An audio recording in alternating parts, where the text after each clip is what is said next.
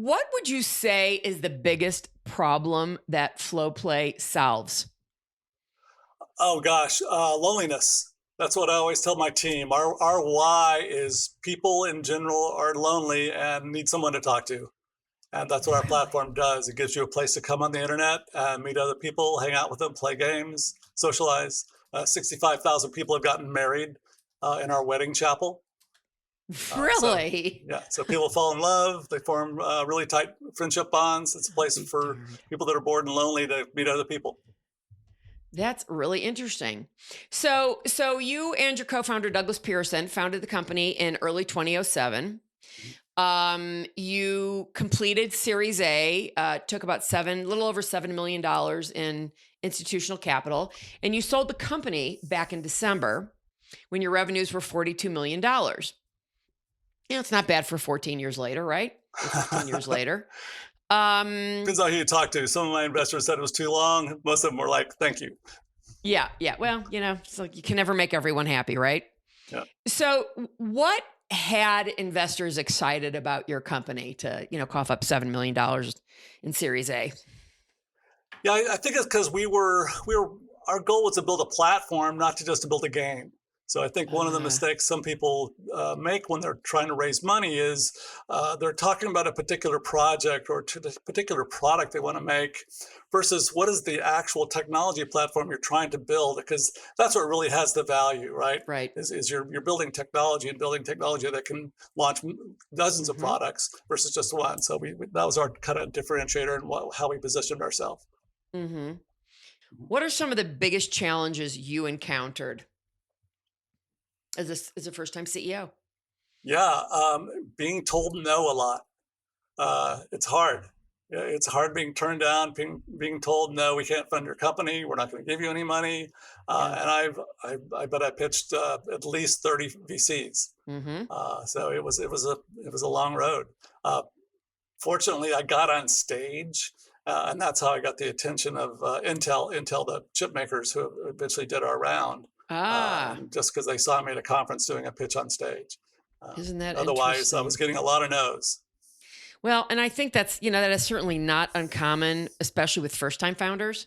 Mhm. It's hard. I mean, what was it about all those no's? Like, what was it about what you were doing that they were just like, no, not interested? You try not to take it personally, right? You Well, I try and mean, it's look not for like what, personal, right? right? But So but what was the reasons that they were giving you for no? Well, any association with games is a hard one because Right. people, when they think about games, they think about, well, it's a hit-based business. It's sort of like hmm movies, right? Right. Who knows if your movie or your game or your creative product is going to be successful or not? Because hmm there's a a low average hmm of successful games and successful creative projects. So that was the first thing, is to sort of not focus on that, as I spoke about before, in terms of pitching us as a platform. hmm And so that was some of the feedback I got, because even pitching this as a platform, people still, saw the third rail of games, were like, yeah, we don't do game deals. Right. Well, yeah. I mean, like you said, you could be a one hit wonder, right? Right, exactly. And I mean, and that may be great, but what's the longevity? So Mhm. clearly, there's longevity since you sold the company back in December. And you had said to me you returned 12x to your investors. Yeah, it's better than a sharp stick in the eye, right? Yep. What about your employees? Had you given out equity, pre-IPO Yeah, options, and so on? everybody had equity. Every hmm employee has equity in the company. We had Awesome. 18 millionaires created. Okay, of So that was fun. 70 That was employees. fun. Yeah. Fantastic. Yeah. Yeah, well, I'm like I said, I'm sure they were probably pretty happy about that. So you are staying on as president. You have a 2-year contract. Did they, I mean, have you had any turnover since the acquisition, or We've what did had that look one like? Did people? person. One person has left. Wow. He was really interested in artificial intelligence and VR, hmm and so he left to go pursue that. But out of 70 employees, that's the only person we haven't retained. That's impressive. And have the rest gotten a retention bonus to stay? Yeah, so everybody has go forward participation in the hmm profit sharing and in the equity of the company. hmm hmm So we have phantom stock, and we also have year-end profit sharing. So at the end of the year, we take a chunk of the profits Right. and distribute it to the employees as hmm well. Derrick, if somebody was looking to get into the gaming industry that you're in, what kind of advice would you give them? Boy, it's not an easy industry to get Hmm. into because it's hard to get experience, and people without experience don't get hired very Right. often.